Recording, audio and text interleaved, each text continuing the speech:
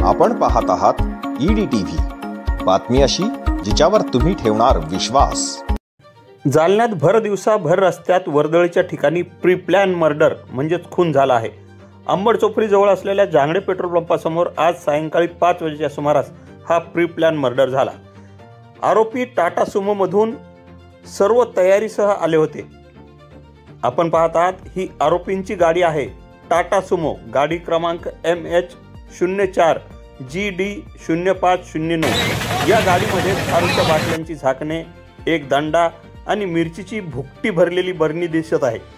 ही गाडी जालना शहराकडून अंबड चौफुलीकडे जात असताना रस्त्याच्या बाजूला सध्या उभी आहे।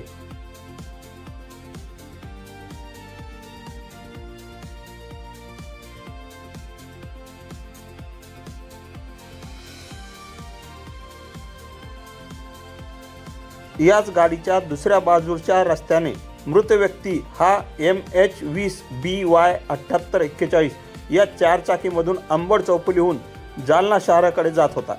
त्याची देखील 4 चाकी इथेच उभी आहे।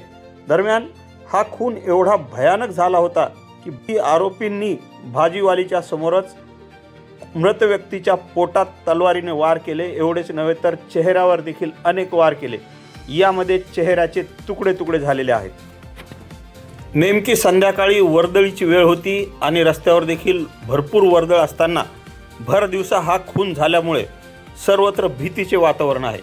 दरम्यान पोलिसांनी दिलेल्या माहितीनुसार मृत व्यक्ती हा जालना तालुक्यातील अहंकार देऊळगाव येथील बाबासाहेब सदाशिव सोमदाने, वय सुमारे 40 वर्ष असल्याचे सांगण्यात आले आहे।